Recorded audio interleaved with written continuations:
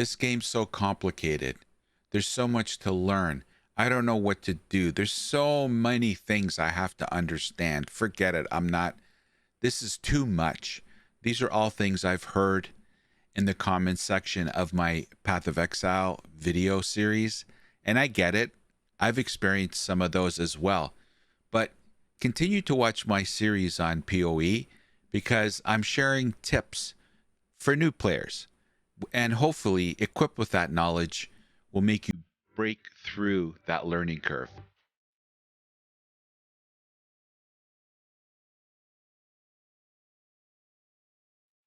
Okay, so far in my past couple of videos, we basically really got down to the nitty gritty, like the basic stuff, like the user interface, shortcuts, the basic stuff, how to navigate the maps and all that kind of stuff. So if you have not watched my previous videos on Path of Exile for beginners, I encourage you to go into my YouTube channel, and there is a Path of Exile playlist, and there are PoE beginner videos. I encourage you to watch those two first and then come back to this one, because this video is going to be concentrated on mid-game tactics and kind of some tips that I want to share that I would have appreciated knowing firsthand before it was too late. So if you haven't watched the previous ones, go check them out and then come back. Okay, for those of you that have been keeping up with the videos, I have a couple of more tips I'd like to share in this video. And if you are in the mid game, so you're kind of in the middle of the acts or getting close to finishing the campaign, well, some of this might have already hit you, but if not, I'll cover what I feel are very important points. And while you're going through the campaign, there's going to be 2 times when you complete Act 5 and when you complete Act 10, there's one thing that happens that is very critical, and the game does not go out of its way to tell you it's happened. You end up finding out because you're like, why am I dying all of a sudden so easily? And you eventually figure it out, or maybe some people don't. I don't know. But what am I referring to?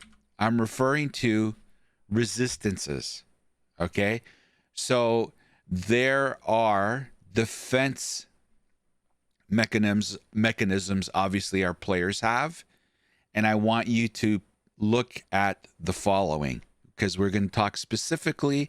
So if you go into your character screen and you go to defense, you'll notice if you scroll down, we have fire resistance, cold resistance, light resistance, and chaos resistance. And then it tells us how much of that resistance we have through our player, right? And the reason how we get, there's many ways we get resistances. We can put them in our equipment. We can do it through our flask. There's a lot of ways. I don't want to overcomplicate. The only point that I really wanted to make is you need to have fire, cold, and lightning at 75% at all times, okay? If you want to progress through the campaign effectively. Now, chaos does not matter as much, so don't worry about it. First of all, chaos max cap is 30%. But you don't need to pay too much attention to chaos. The important ones are fire, cold, and lightning. So, for example, right now my character is at 75%. So I'm good, okay? Now let's assume I was only in Act 5 and I was just about to finish Act 5, right? So I finish Act 5. I'm at 75%, right? I'm cool. I finish Act 5. I go into Act 6. As soon as I completed Act 5, this gets chopped by 30%. So my 75 is now 45, right? So you have to remember when you finish Act 5 and you kill Kativa and you finish Act 10, each time your resistances are going to be chopped by 30%.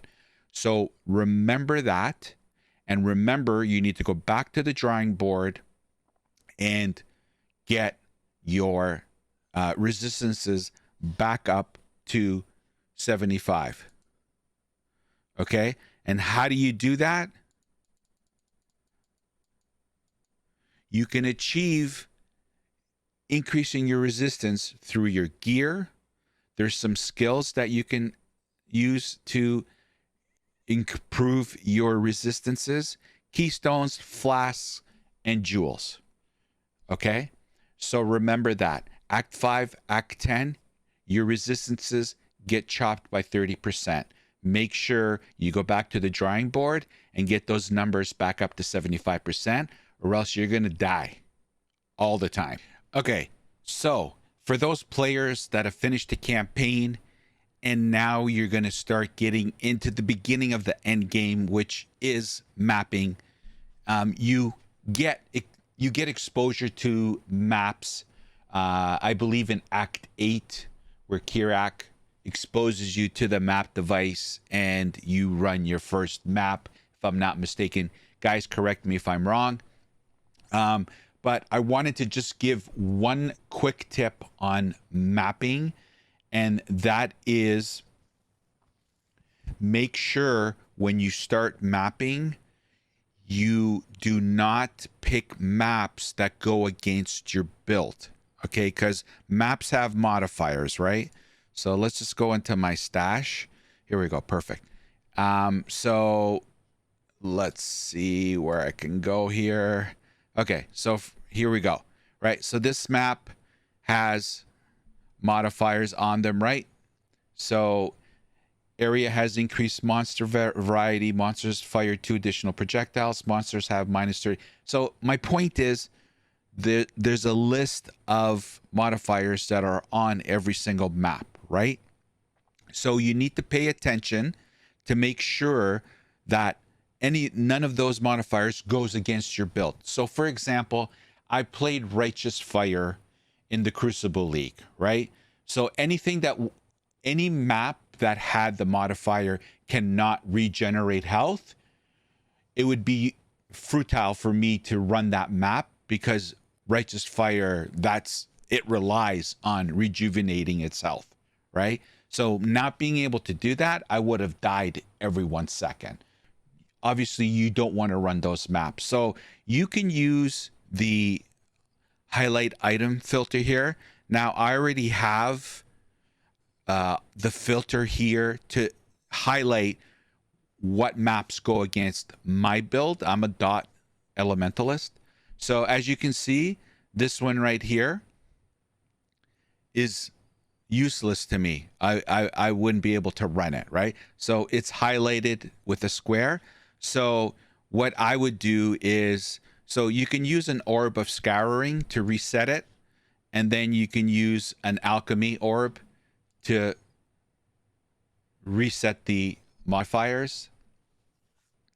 And there you go. It's not highlighted anymore, right?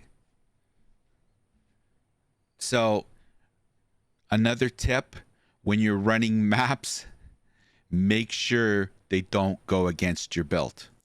Okay? That's number 1. Number 2 is, I want to share a map recipe with you.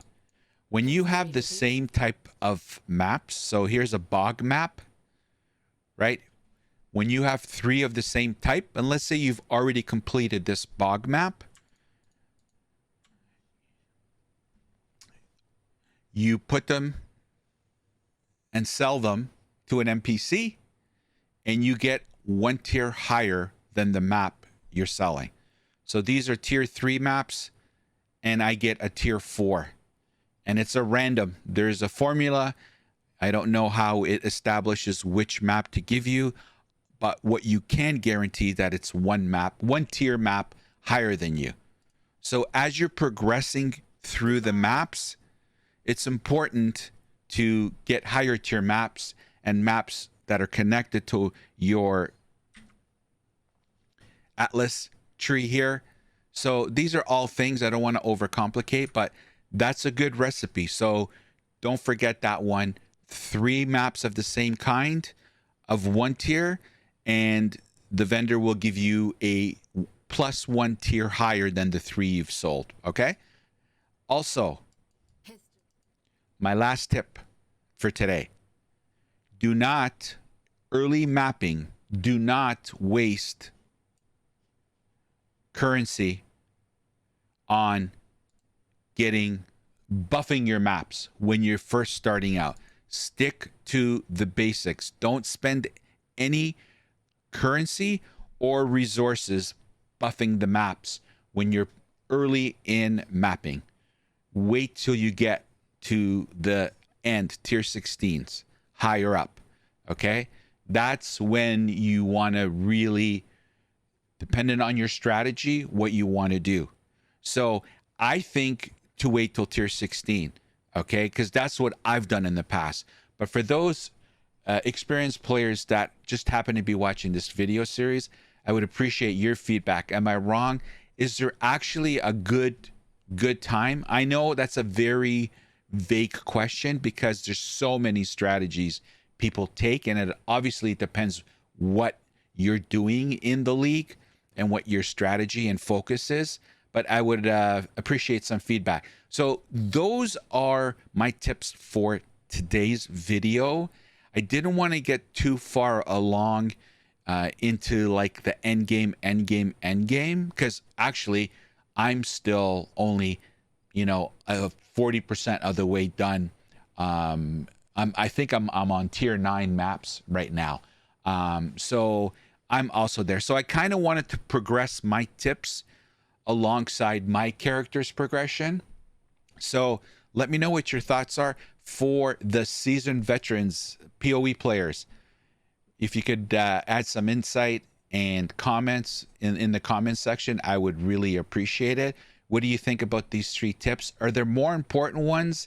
Again, we're talking mid game and getting into, just getting to the mapping, right? Which is the beginning of the end game. So for the seasoned PoE players, please, I would appreciate your comments and feedback. That would be awesome.